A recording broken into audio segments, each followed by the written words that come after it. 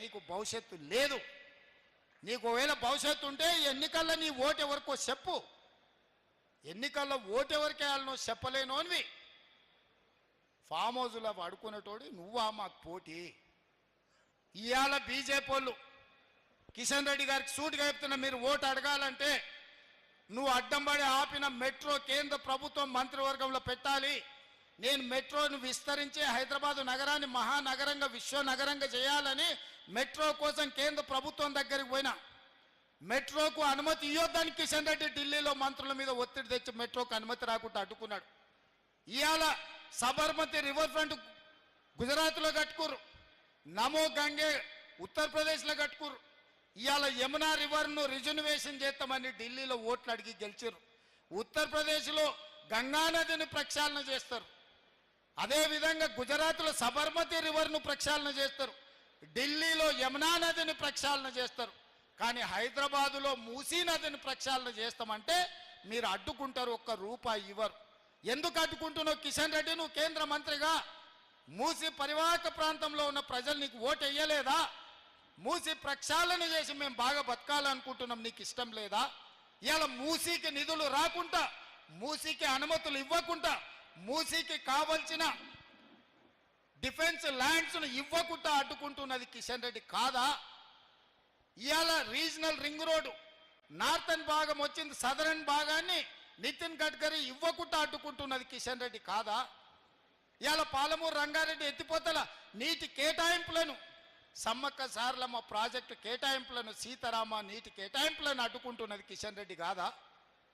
ఇవాళ వీటికి ఏటికి అనుమతులు ఏనిస్తలేడు కిషన్ రెడ్డి. కేంద్రంలో నాకు కూడా పరిచయాలు ఉన్నాయి.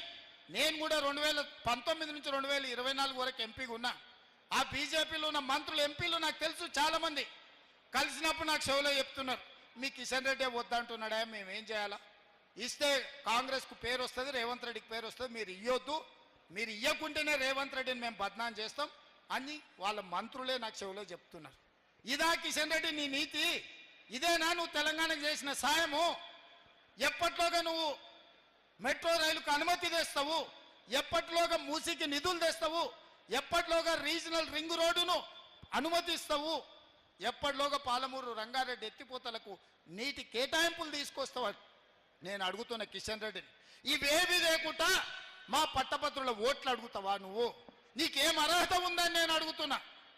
ఇవాళ నీకు అర్హత ఏముంది ఓట్లు అడగడానికి? నువ్వు మెట్రో రైలుకు అనుమతి ఇవ్వవు, మూసీకి నిధులు ఇవ్వవు, పాలమూరు రంగారెడ్డికి నీటి కేటాయింపులు చేయవు, రీజనల్ రింగ్ రోడ్డుకు అనుమతి తీసుకురావు. ఏది తీసుకురాని దద్దమ్మ కిషన్ రెడ్డి, నీకు ఓట్లు అడిగే అధికారం ఎక్కడిది తెలంగాణ రాష్ట్రంలో అని నేను అడుగుతున్న మిత్రులారా. ఇవాళ గుండెల మీద చేసుకొని ఆలోచన చేయండి. ఈ తెలంగాణను అభివృద్ధి చేసేది, ఈ తెలంగాణ ఆత్మగౌరవం నిలబెట్టేది కాంగ్రెస్ పార్టీ కాదా? మీరు ఆలోచన చేయండి. మీ సోదరుడుగా, మీ వాడిగా 10 నెలల్లో ఒక్క రోజైనా సెలవు తీసుకున్నానా? ఒక్క రోజైనా ఈ సమస్యల్ని వదిలి పక్కన కూర్చున్నానా?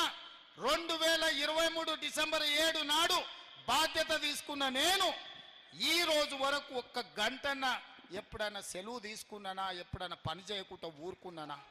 మీకోసం ఎన్నో ఏళ్ళ నుంచి పెండింగ్ ఉన్న బీసీ కులగణన, మాదిగ ఉపకులాల వర్గీకరణ, రైతు రుణమాఫీ లాంటి సమస్యలను, నిరుద్యోగ సమస్యలను పరిష్కరించడానికి నేను నిరంతరం పనిచేస్తున్న మిత్రులారా. ఇదంతా నేను చెప్పింది నిజమైతే మీరు గుండెల మీద చెయ్యి పెట్టుకొని ఆలోచన చెయ్యండి. నేను చెప్పింది నిజమైతే నన్ను గెలిపించండి. ఈ ఎన్నికల్లో ఇంకా బలంగా పనిచేయాలంటే, నా మనోధైర్యం పెరగాలి అంటే, అవసరమైతే ఢిల్లీలో మోడీతో కొట్లాడాలి అంటే ఈ పట్టభద్రులు అండగా నిలబడండి. మీరు అండగా నిలబడితే ఇక్కడ కేసీఆర్ని కాదు, అక్కడ మోడీతోనైనా కొట్లాడి మనకు నిధులు నీళ్లు తీసుకొచ్చే బాధ్యత నాది. మీరందరూ అండగా నిలబడండి. ముఖ్యంగా మా ఆడబిడ్డలు ఈడ ఉన్నారు.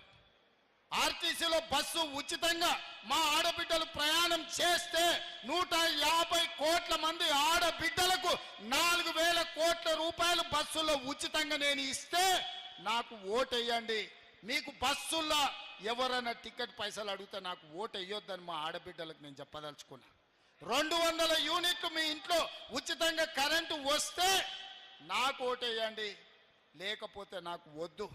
మీ అమ్మని అడగండి ఇంటికి పోయినాక, 500 రూపాయలకు సిలిండర్ మా ఆడబిడ్డలకు వస్తే ఓటు నాకేయండి, లేకపోతే ఓటు ఇయ్యకండి అని చెప్పి మా ఆడబిడ్డలను అడుగుతున్నా.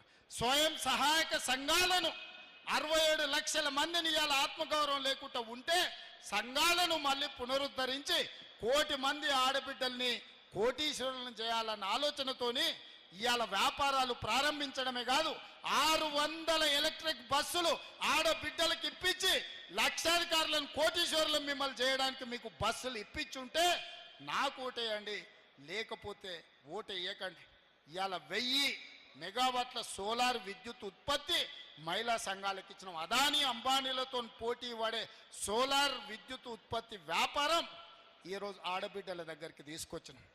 శిల్పారామం హైటెక్ సిటీ పక్కన స్వయం సహాయక సంఘాలు చేసిన ఉత్పత్తులు అమ్ముకోవడానికి 3.5 ఎకరాలు 150 షాపులు మీ ప్రోడక్ట్స్ అమ్ముకోవడానికి అక్కడ భూమి ఇచ్చిన, అక్కడ షాపులు ఇచ్చిన.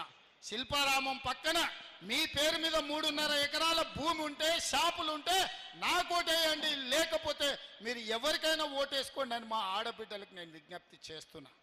ఇవన్నీ కూడా మీరు ఆశీర్వదించి అండగా నిలబడ్డారు కాబట్టి నేను చేయగలిగిన. రేపు భవిష్యత్తులో కూడా ఇంకా చాలా సమస్యలు ఉన్నాయి. అన్ని సమస్యలు పరిష్కరించినా నేను చెప్తలేను, ఇంకా ఉన్నాయి. వాటిని పరిష్కరించాలంటే మీరు అండగా నిలబడండి. మీరు అండగా నిలబడాలంటే నరేందర్ రెడ్డిని గెలిపించండి. ఇవాళ all force Narender Reddy Congress party అభ్యర్థి. ఇవాళ కాంగ్రెస్ పార్టీ నరేందర్ రెడ్డిని మీ పట్టభద్రుల ఎమ్మెల్సీ అభ్యర్థిగా ఈరోజు కాంగ్రెస్ పార్టీ నిర్ణయించింది.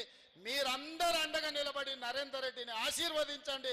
నిండు మనసుతోని మీకు వారధిగా మీకు సారథిగా నిలబడతాడు. మీ సమస్యల మీద ప్రభుత్వం దృష్టికి తీసుకొస్తాడు. ఆ సమస్యల్ని పరిష్కరించే బాధ్యత నాది అని చెప్పి తెలియజేస్తూ మీ